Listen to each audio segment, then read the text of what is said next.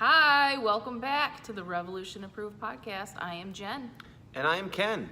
And this is the Holistic Revolution, Wyandotte, Michigan. If you are returning, welcome back. If you're new, welcome. We're glad to have you. This is episode 11. I was informed earlier that 11 comes after 10. So that's very exciting. And if you guys would, as we always ask you redundantly every week, to like this video if you like the information, and also do us a real solid by subscribing to our channel. That would be fantastic. Yes. Right? What are we talking about today? Today, let's talk about why people quit programs. Ooh. And what do we mean by programs? We mean trainer-led programs, Okay. right? Is that what we want to talk about? Okay, that's fair. Let's talk about that. So you're saying professional, like I didn't know that you were going to say that. Professionally run programs.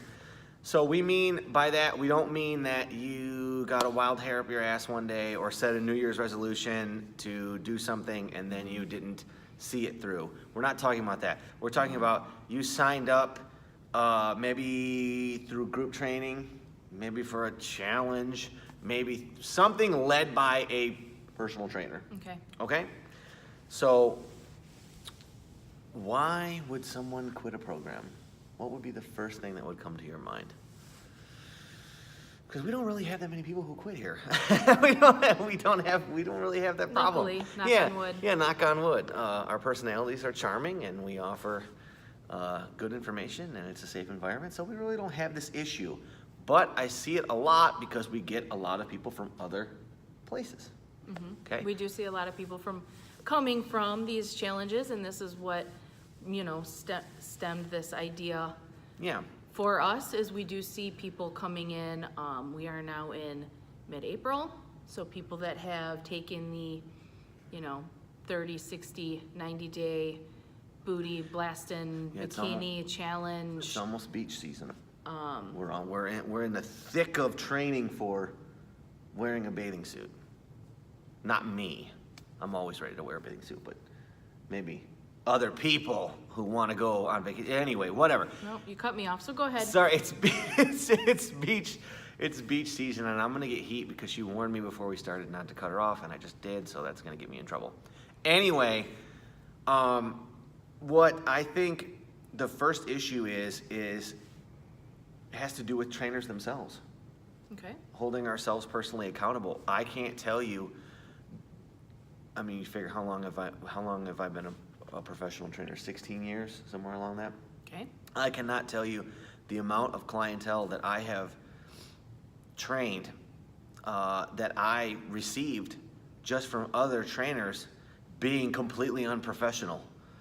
So what do we mean by that? We mean by no calling, no showing clients. Yeah. That happens a ton.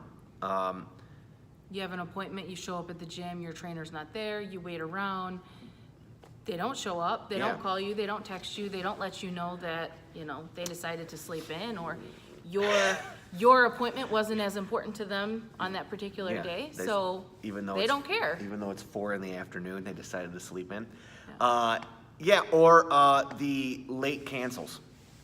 So you arrive. You show up at the gym and get a text while you're in the locker room changing your clothes, or you're tying your shoes on the bench, getting ready, and your trainer maybe texts you or calls you and says, hey, I can't make it today. Yeah, and I think a good example of this, and we won't mention any names, but the person, she's trained with us for a really long time, okay? Mm-hmm. I happen to be standing.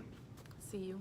Yeah, standing in the gym, just minding my own business, writing a program for someone, I was doing something. And this girl was getting ready for a wedding. That's pretty important. Her own, not somebody else's. Yeah, her own. And the trainer that she was working with, no call, no showed her, late canceled on her, like 3 times in a row. Yep.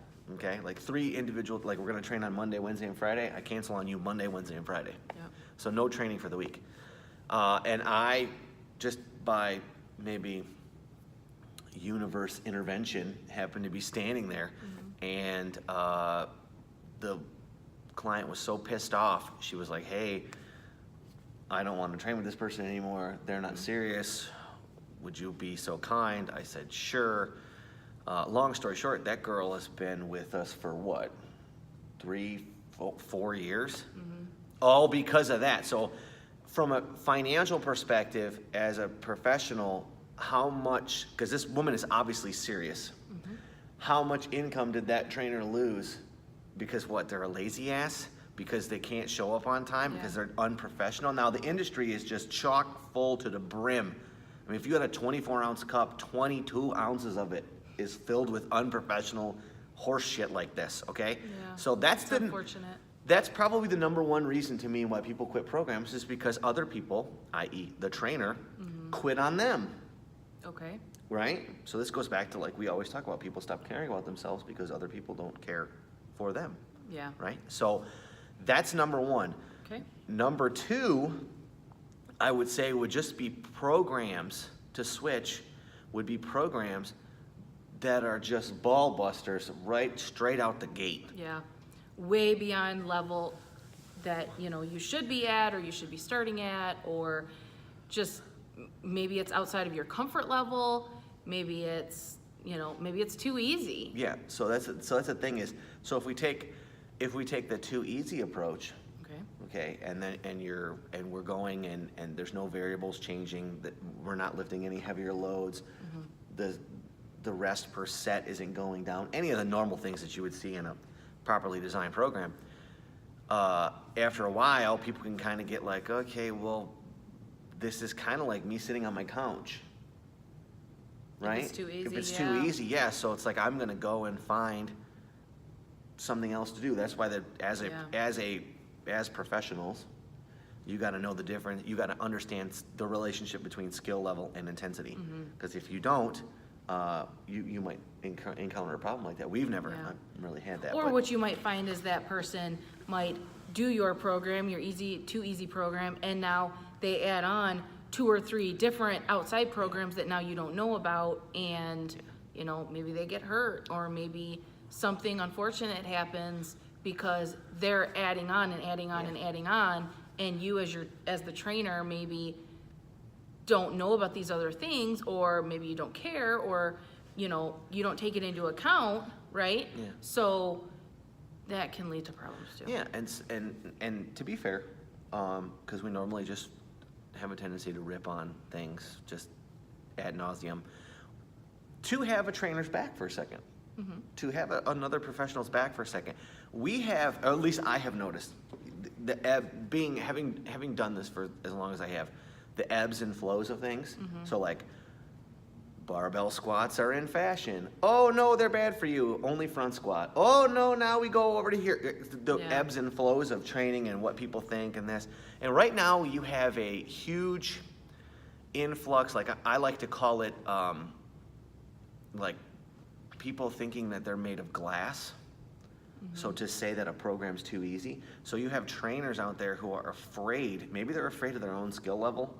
Maybe they're not comfortable. Yeah. We see a lot of people, I mean, we've made a name. They're not confident. Yeah, in we've their- made a name for ourselves off of dealing with medical challenges, but maybe some people aren't too hip to that. I mean, we have a lot of things in here that, or we've addressed a lot of challenges in here that other professionals in other areas have told people to take massive amounts of time off for, that were really easy fixes. Low backs are one of them.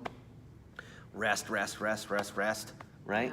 Yeah. As the great Dick Hartzell said, rest is for the dead, okay? You don't rest, you get back into it, you gotta do the proper things, but, okay? So maybe to be fair to a trainer, maybe a person is coming in with a lot of challenges and they're just like, because they don't wanna hurt them.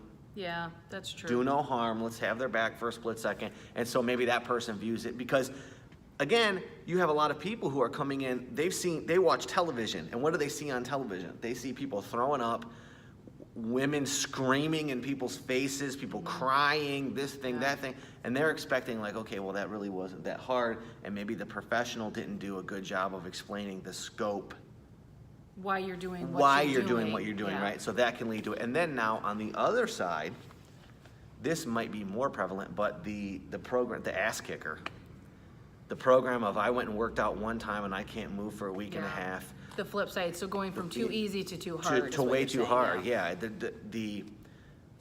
That relationship. Death by exercise. Yeah, model. that relationship between skill level and intensity. So like we always say, if you're coming in at on a scale of 1 to 10, if you're coming in at a 5, the training needs to start off at like a 3.5 or a 4. Yeah, It can't I be agree. so easy that it feels like you're sitting around watching television. But But it can't be so hard that it blows you out and you yeah, don't want to that continue. I have to, that we have to carry you out to your car or this. Or you need a week to recover. Yeah, or like some of our famous fitness celebrity people, you end up in the hospital. That's improper. That's improper programming. And why is it improper programming? Well, it's improper programming because if frequency wins, how can you train if you can't move? So if you got to take a week in between workouts, Yeah, it's a well, problem. now you just lost 1, 2, 3, 4, possibly 5 extra workouts because you're so roasted that you can't make them, right? So you're going to Yeah. lose. So the middle way always wins, as we well know, we've talked about a million times. And I think that, Yeah, you can only train as hard as you can recover, right? yes, that very good point. That is the, I think that's more prevalent than the too easy. Oh, absolutely it Yeah, is. because- maybe you take a class and it just, because, as we talked about classes before, and you can see that in a couple of videos prior, our cardio class I think Roasting. it was a group training. group training, video. okay? Whatever. They, they can't meet you where you are, so maybe it is too hard. Yeah. And maybe it roasts you out, and maybe you get hurt, maybe something, Yeah, because- hopefully nothing worse, but Yeah, because as we said before, that violates the first principle of group training, which the first principle of group training is that the group training is geared towards the worst person in the class, not the best, okay?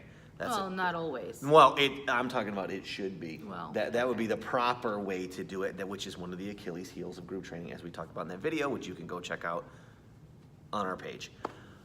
But to that point, that's a problem. So when trainers set up 30, 60, 90-day challenges, that's an issue with that is because you only have a finite amount of time.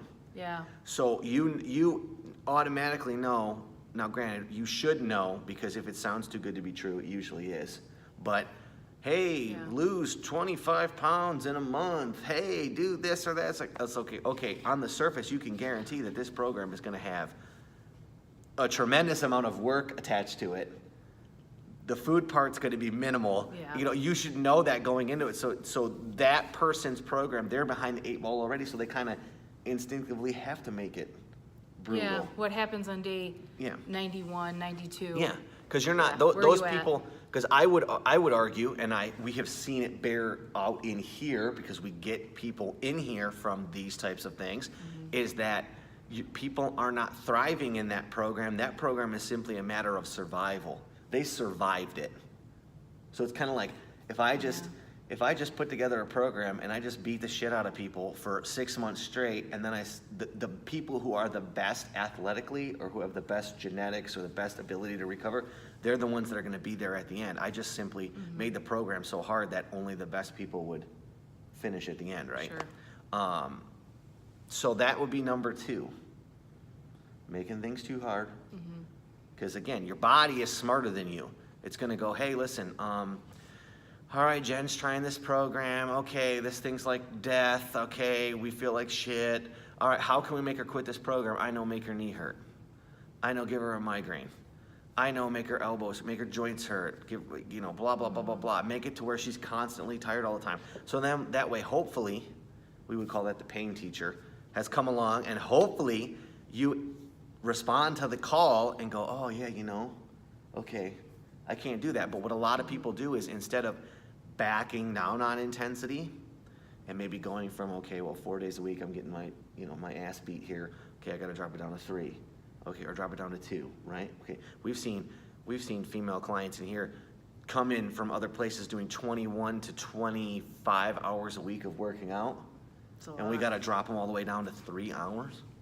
Now they thrive at 3 hours, and they were getting their roasted at 25. Well, once you get past the mental barrier of. Yeah, so and then we gradually build back up to an acceptable level of fitness training.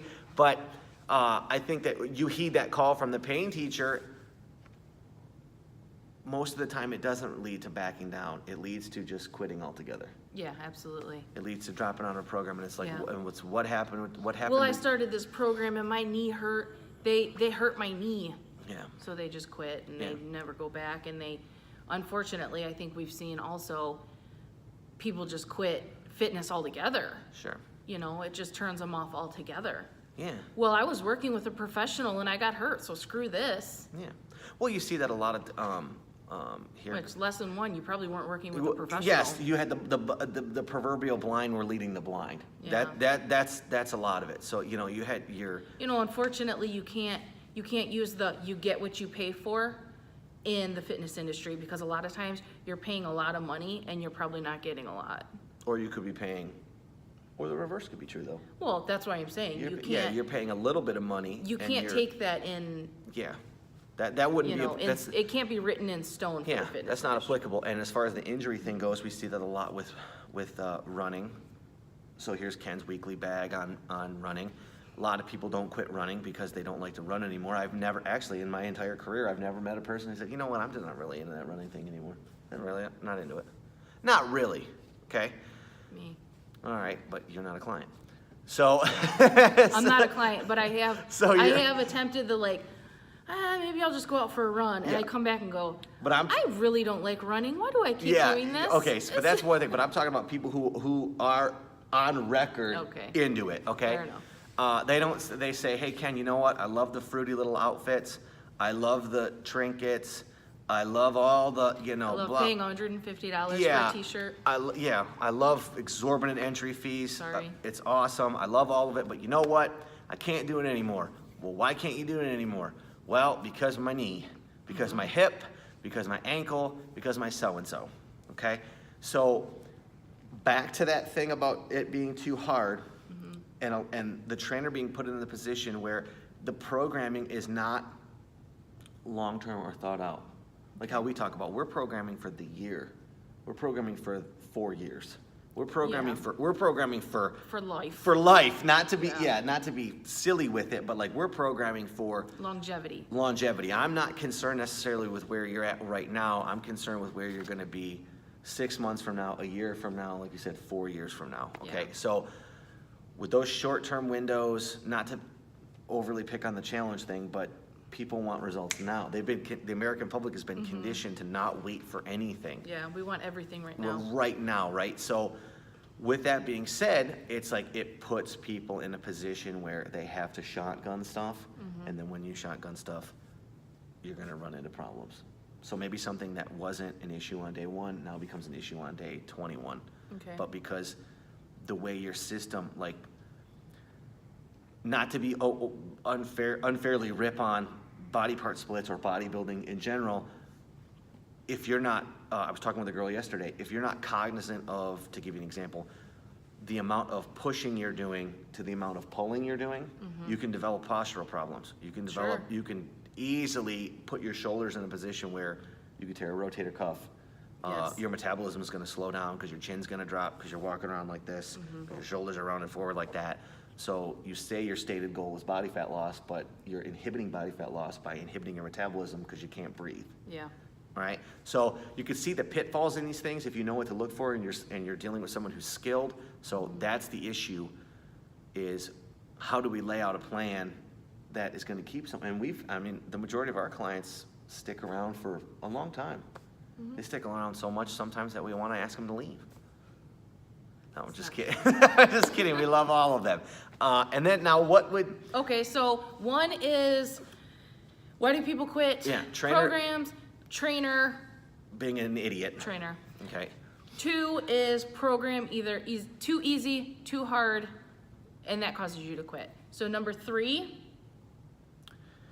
I think Is what, injury? I think Is that what we're, is that yeah, what we're kind of you could kind of put rolling your last diatribe into? Well, you could put that at making it a point into something? Yeah, you could put that at you could put that at like 2A. You could put a pin right below 2. Put it like 2A, injury, which could result from both though, see? Too easy, too hard. Too hard being, okay, yeah, accidents happen, okay? Things happen. I would say injury is number 3, as in it's maybe you weren't honest with your trainer and you didn't tell them about past conditions or issues or health problems or any given thing, you know, when you were in high school and you played football and you whacked your knee out of place and you never really took care of it, and you have been on the couch or on a bar stool for the last 15 years, and now you come to the gym and you didn't tell your trainer that, like, yeah, I got kind of a bum knee, and then, you know, you throw some weight on your back and all of a sudden, you know, the next day you're like, that idiot, my knee's killing me. Well, it wasn't really your trainer's fault. You kind of didn't, like, let them know that, you know. Yes, and that whatever. Yes. So I'm saying injury number 3. And to piggyback on that, if you are in the market, yes, of course, that's what I do. In the market for Always hanging on my back. a professional trainer, an adequate health history questionnaire would be something that I would be looking for. Do they even ask you? Well, that's not really I would, because then pertinent to this. Well, but then now if they discussion, don't don't put that in there, then now, yes, you're right, you have a problem. But if then they put that in there, and then you went and, as a trainer, Yes, so selected. injury, Yeah, so it- the no, bubble of- No, injury, but I think injury could be either from too little, or it could be from either. It could be from, yeah, you know what? Yeah, of course. This nonsense with these multi-joint moves like Olympic lifting for high reps, you know what program does that? We're not going to say it. Snatches for 30 reps, this stupid crap. That kind of stuff, that would be on the right-hand side. Then the left-hand side, you have a lot of people who will avoid potential pitfalls, like we go back to the lower back, we go back to the knees, we go back to all those things, and they will not train, or the postural issues. So they make a program up to where they just kind of do an end around, and they don't address the issues that they have, right? So like we talked about that postural position earlier. Well, addressing weaknesses is, Oh yeah, well we do it all the time. Yeah, that's. I mean, that's kind of a different topic, isn't it? Well, yeah, but I think that addressing weaknesses is difficult for people, because first of all, it's difficult to admit that they have something wrong first and foremost, because I don't know if you've noticed lately, but American society is just hell-bent on everyone kissing everyone's ass and telling everyone how great they are. So to admit that you have an issue, first and foremost, is hard, right? So we have a tendency, like I was gonna say, with that postural thing, okay, I go like this all the time, so I have a natural inclination not to press. Well, why? Because I just don't like pressing movements? Well, no, because I'm not any good. I rationalize it as I'm not any good at them. Well, I'm not any good at them because I haven't done the work on my back to get my shoulder blades back, to give But what myself. does that have to do with what we're talking about? It has to do with what we're talking about, because a person's going to the injury point. You're taking your example like 4 steps No, off track. No, I'm taking it into the injury thing, because I'm saying that person's Go ahead, we're with you. that person's going to eventually get themselves into a position where they're going to get hurt. There's the injury part. So go too hard, get hurt. Okay. Go too easy, get hurt because you avoided everything. Okay. There you go. That's it. Somebody's going to comment in the comment section that made sense. Okay. 10 minutes later, we're back on track. That's why I love you. I love having you here. It's awesome. Okay. Are you all with us? Yes, everybody is with us, okay? So injuries. Both of you? So yeah, to the 3 people who watch this, thank you. Injuries, I agree with you. Okay, so now we've covered 1, 2, and 3. Yeah, and I Do think you have? I have a number 4 to finish Okay. up. Number 4. Okay. People not thinking about the real reasons why they want to get in shape. Ooh. There you go. Okay. Bam, while you dogging me out 25 seconds ago about not knowing where I'm going, what about that? I just laid that one down. Okay. People not thinking about where they're going. So they get into a thing. Here's a great example. Okay, this is a topic that I can get into. Yeah, here's a great example. I didn't, and major props to Precision Nutrition and John Berardi, our boy from Canada. Shout out to John Berardi and Precision Nutrition. They have a phenomenal infographic on their website about the hidden cost of fitness. Okay. Okay? People like to throw out terms like shredded, lean, ripped, bleh, okay? But when they talk that jazz, they have no idea, because I hear it in here every day. I'm gonna get shredded. Okay, you have no idea what the person has. Most people have no idea what that means. They think Barack Obama's shredded. Remember that picture of him on the beach with his sack? They think he's shredded. They think Trump is shredded. Oh, he looks good in that polo. Right? They're not, okay? So, Hate mail. Kenneth at the Holistic Revolution. yeah. So the hidden cost of fitness is, what are you willing to give up? What are you willing to sacrifice? Now, we're talking body transformation. Okay, because that's, again, what most people are in it for. Are you willing to give up booze? Because I can guarantee you right now, if you want to get to sub 6% body fat, you're not drinking, okay? Ken will keep it honest with you. And if people are out there telling you that you can't, okay? Obviously, this is a very touchy subject. Yeah. But take it back a notch or two and go back and say, okay, number 4, you need to have a correct idea of why you are doing what you're doing, what your goal is, and why. Yes. Okay? Yes, because because the further down the road you go, or the rabbit hole you go, you're gonna get put in positions where you have to make choices. And sometimes those choices, if you're not in a position where you've thought this through, right? So I'll give you, again, to give you an easy example. Of course. Yeah, to give you an easy example. Example master. Yeah. Guys used to go through midlife crises and buy Harleys. Now they compete in physique shows, okay? So Physique Man hasn't really thought this through, so he didn't think about, like, okay, the amount of dieting necessary, the amount of training necessary, the overall cost, any of these other things, and he or she is gonna get to those points in the road, and they're gonna go, whoa, wait a minute. I didn't realize that I couldn't eat Easter dinner. Easter's this weekend. I gotta pack food in the Tupperware because I can't go off my diet. Yep. Whoa. And then that leads to the screw it thing. That leads to the screw it, I don't want to do it. Yeah, that leads to the quitting thing.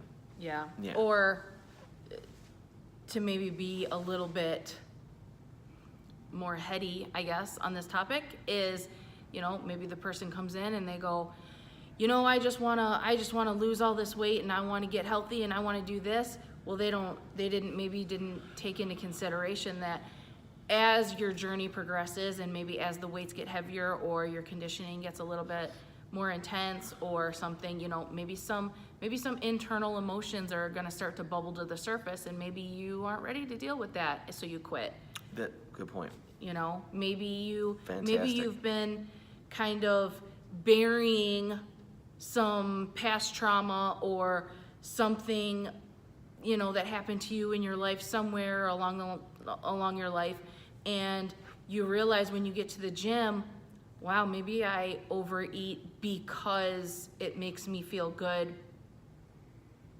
to help bury this, or maybe not training, for this long has helped me kind of numb down these feelings that I'm not really ready to deal with, and getting, sweating things out and getting your endorphins going and lifting heavy weights tends to make people, drop those internal inhibitions to where you're burying stuff and that stuff tends to bubble to the surface. I mean, have you ever been in a really intense training environment or maybe a training session with a trainer and you just burst into tears and everybody's like, we've had it happen a lot. Whoa, are you okay? What happened? Are you hurt?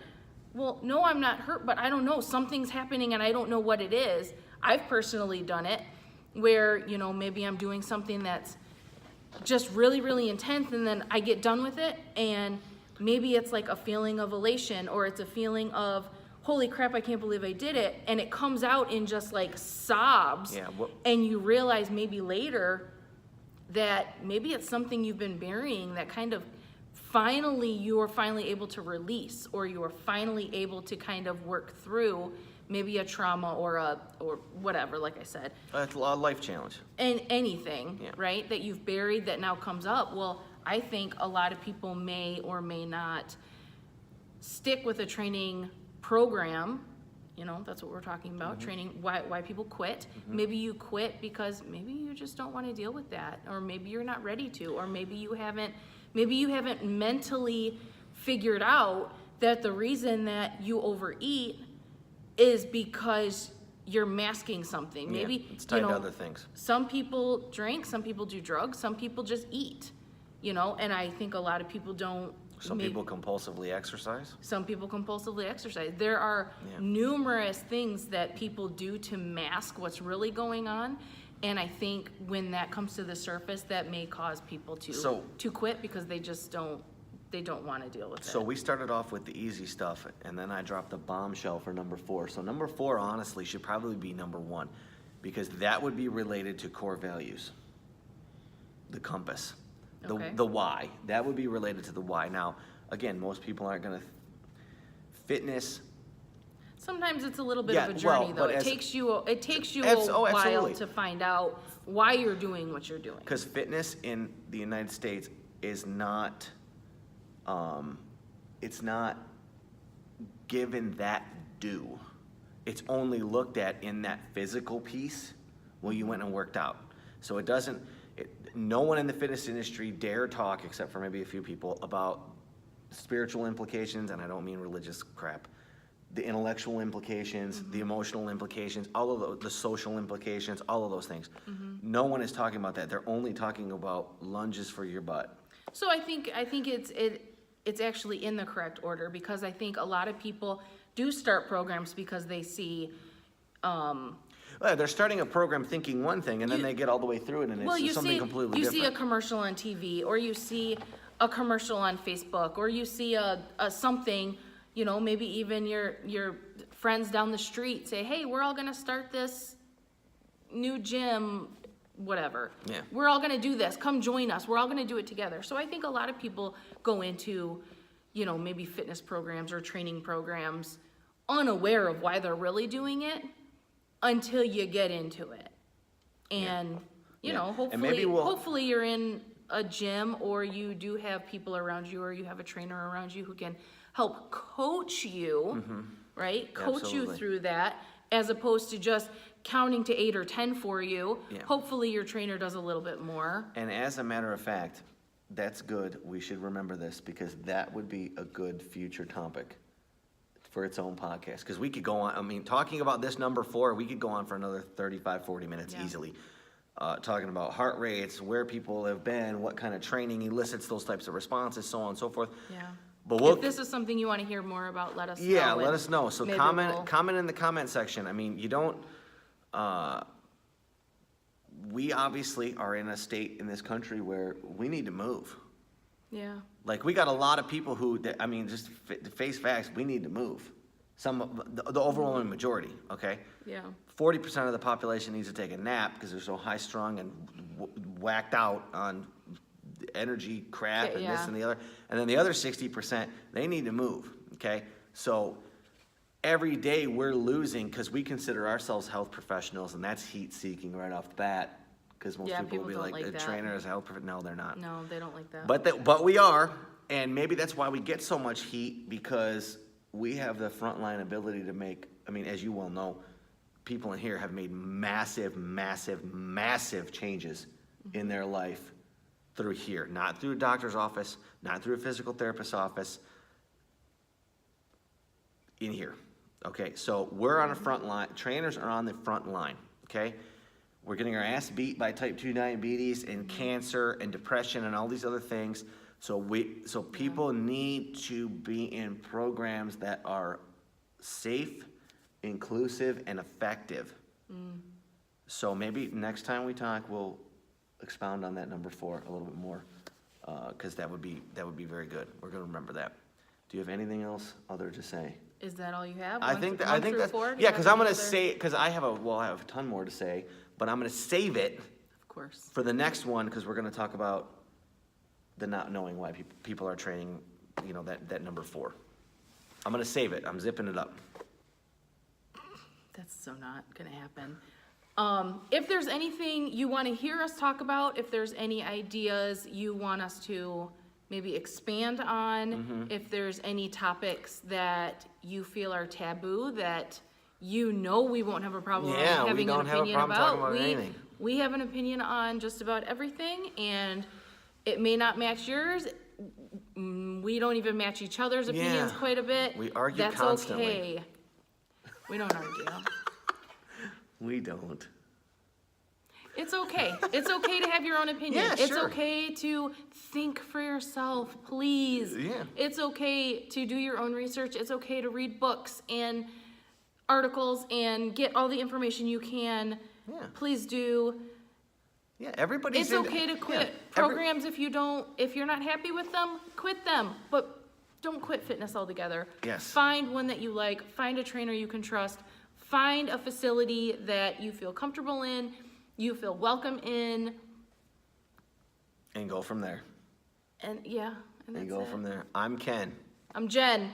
We're from the Holistic Revolution. Have a great rest of your week, and we'll see you next time. Bye. Bye.